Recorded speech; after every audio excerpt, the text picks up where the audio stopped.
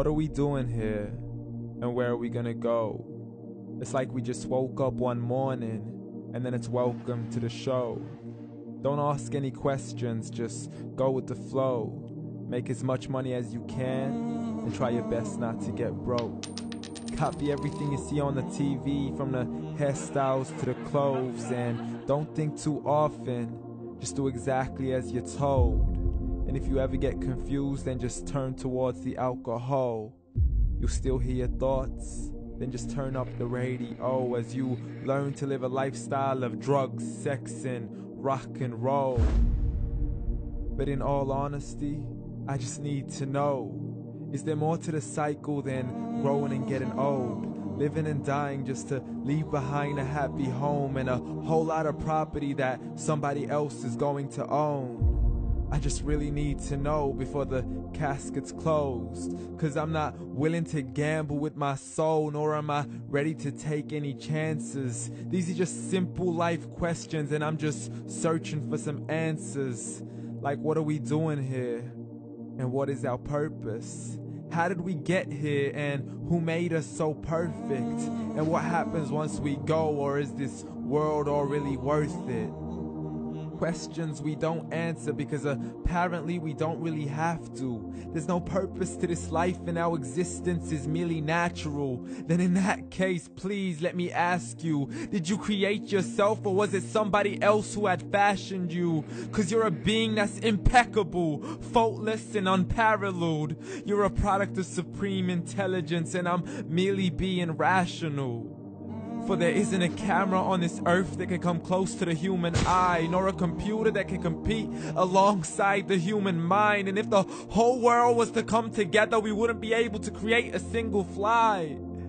So many signs, yet we still deny. As science tries to justify that all this could come from none, when it's a simple sum. 0 plus 0 plus 0 cannot possibly ever give you 1. So from where did all this order come? For everything has its origins, a maker, a creator of its own. I mean, the only reason you're watching this video is because somebody had to press upload. So we can believe in the Big Bang, but I'd rather believe in He who caused it to explode. Allah, the creator of everything along with every single soul. The ever-living, the master, the only one who is in control. Unlike his creation, beyond our imagination. And no, he's not a man, nor does he have any partners in association. He's on his own. And no, he did not ever leave us alone. Just like every manufacturer, he left us with an instruction manual. The Quran and Islam, and I'm sorry to jump to conclusions, but it's the only one possible. The only definition of God is the one and only supreme being. It's logical, a book with 0 contradictions, with miracles that are both scientific and historical, all revealed over 1400 years ago. Like the detailed description of the human embryo. The descriptions of the human embryo in the Quran cannot be based on scientific knowledge in the 7th century. To the mountains as pegs holding firm the earth below, and the 2 seas that don't mix in a complete separate flow. To the planets in orbit, alternating night and day as they stay in flow. The expansion of the universe and the creation of everything from H2O. To the stories of the past and the preservation of Pharaoh. To identifying the lowest point in the land where Persia defeated Rome. The gushing fluid that created man in the glands between the ribs and the backbone. And not a word has changed, it's still the same. So please explain how all this was known over 1400 years ago. To a man who couldn't read or write, as he would recite whatever the angels spoke. And if you still don't believe, please try to come up with something that's even close. But you can't, so we took God as a mockery and his messengers as a joke. Muhammad could not read or write.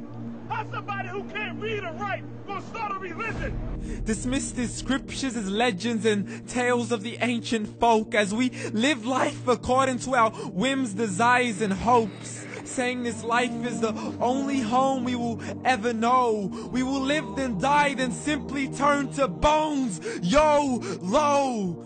Correction, after the grass dies, the rain arrives and it regrows, and Allah promises to do the same thing to your very soul and bring you back from your very fingertips to your toes, as the all-seeing supreme being watches us so close, and we are surely being tested in our wealth, our health, and our self, and everything that we've been blessed with. So believe, for we will surely be resurrected and be brought back to our Lord and account for every single deed, as He hands us our books and orders us to read.